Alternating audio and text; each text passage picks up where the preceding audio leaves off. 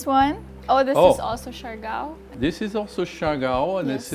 this is a wash station Yes. in a school. And these kids that we see here, actually they went on to school that day, one day ahead of their back to school day. And the European Union, in the sort of division of labor between international partners, focused its post-disaster assistance on Siargao. This picture is the school which we help rebuild. And they show me how to properly wash your hands. How they have been, there is a sign there which explains how to properly wash your hands. And what we do there is to dry. So this next picture, Oh, well, you know who this is? this is the president. Yes. I met Mr. Marcos as a candidate, Yes. and this has been the great joy of my mandate here, to engage with Filipino officials. The openness to engage, the easiness with which we can not necessarily agree, but at least discuss any issues. I can tell you from my experience as a diplomat that it's not everywhere the same. And this is one of the particular features of the Philippines. This one is one of my favorites as well. This is in Samar. This is in a high school where we have a project on, Ad Voice project. It's about reproductive health, and it has to do with a major problem in the Philippines, which is teen pregnancy. While the birth of a baby is always a joy, it can be also very young women an impediment to their future. They're putting stickers on you. They're putting stickers on me for thanking me for visiting their school. EU Talk was to show that, okay, there is a lot of talent in the Philippines, but also that you can make it in the Philippines. You don't need to export yourself to another country necessarily to be successful. Okay, this next photo, I love this. Oh, yeah. This is great. This is also your Twitter cover photo, Wang Od, yes? Yes, but this is not exactly the Twitter photo because on the Twitter photo I'm dancing with her. Yes. She's dancing with me. That's it's a wonderful memory, and she was very gracious. She is a very wise lady of age. She's more than 100 years old, and she's very energetic. And she gave me my first tattoo. So this is a very good memory. She made the cover of Vogue, right? Yes, she did. So she's a famous person. And how would you say have these exchanges enriched your stay here and your approach? So this is something that as a diplomat you have to do. You have to embrace the culture of the country in which you are posted. And definitely Wang Hud will remain in my memory forever. Yes. Yeah. And on my skin. So the next photo is kind of cultural as this is a movie theater. Yes. So this is one of our cultural platforms. If I'm not mistaken, this is Cine Europa, a cinema festival that we promote around the country. So I have to trade carefully in terms of culture, because culture is not part of the jurisdiction of the European Union. So what we promote is the diversity of the European cultures, plural, and how it's the dialogue our cultures have with the Filipino culture. That's great. Okay, the next one is from a museum. It's a museum. Went to. Yes. It's a museum. This particular museum is, I was saying before, the most northern part of the Philippines. This is in Batanes. This is in Batanes. Yeah. This is the home of Pachita Abad, which has a very interesting visual production. This is the foundation established in Batanes by a brother. I have very good memories of that, but I have seen so many visual art produced by Filipinos that is wonderful. Yeah.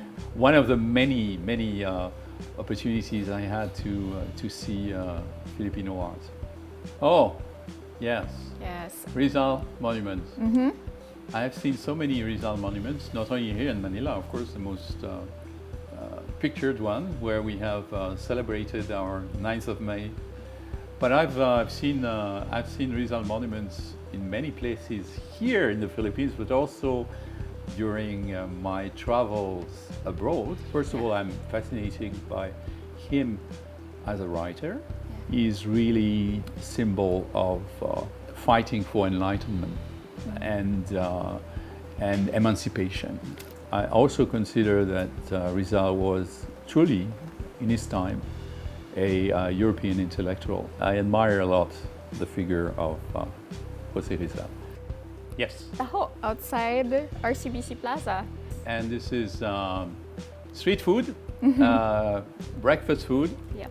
for many Filipinos. Taho is not the only merienda I ever had. Yes. I had many. This is interesting. I remember one of the particular products that Taho is, of course, one of them, but remember chocolate.